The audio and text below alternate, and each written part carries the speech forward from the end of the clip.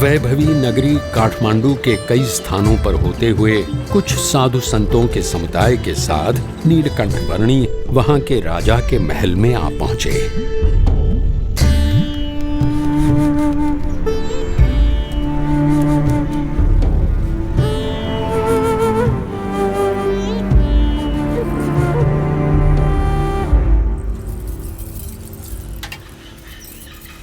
यहाँ उपस्थित सभी लोग ध्यान से सुनिए।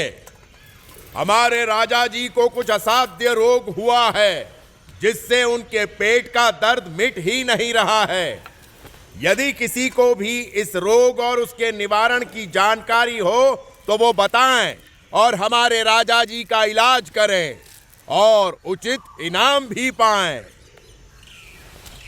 बटुकवर्णी जी, आपके पास भी इस रोग का कोई इलाज हो तो अवश्य बताना। मेरे पास तो जन्म मरण के रोग का इलाज है।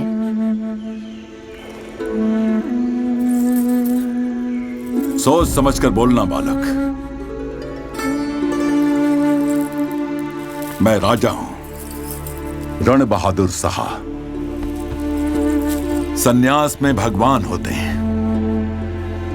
ये सोचकर मैं साधु संतों और सन्यासियों को मेरे रोग का इलाज करने के लिए बुलाता हूं। और मेरा इलाज करने की बात करके जो इलाज नहीं कर पाता, ऐसे हर एक हकीम, वैद्य, साधु, संत, सन्यासी सबको मैं जीवन भर के लिए बंदी बनाकर सजा देता हूं।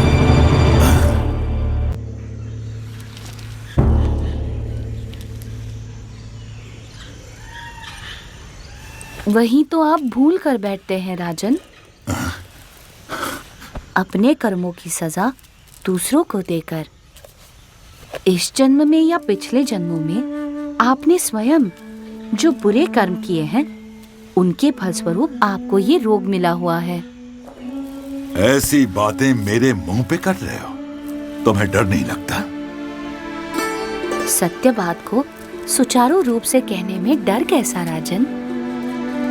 अभी भी आप निर्दोष लोगों को दंड देकर अधिक बुरे कर्मों का संचय ही कर रहे हैं, जिनके फल भी आपको भुगतने पड़ेंगे।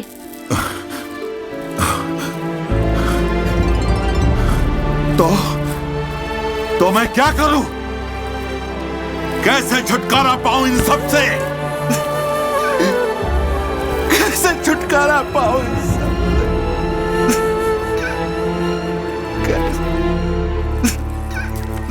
जो भी दुख आए उसे अपना प्रारब्ध और अपने कर्मों का फल समझकर और परमात्मा की इच्छा समझकर अपना लो।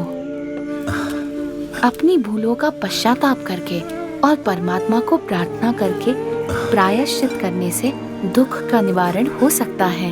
परमात्मा को तो मैं नहीं जानता, पर मैं आपसे प्रार्थना करता हूं कि आप मुझे इन दुखों से उबार लें।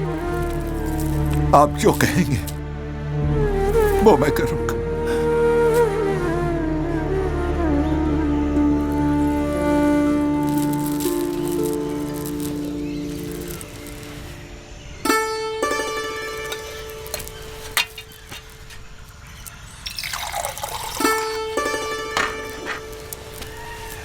ये पी लीजिए।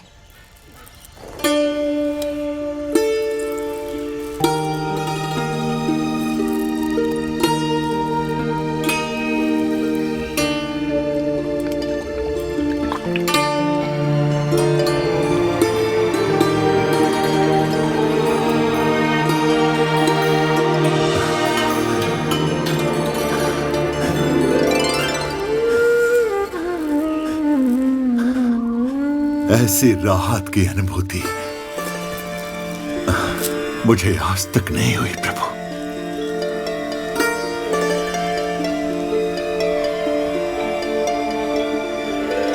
बताइए, मैं आपके लिए क्या कर सकता हूं?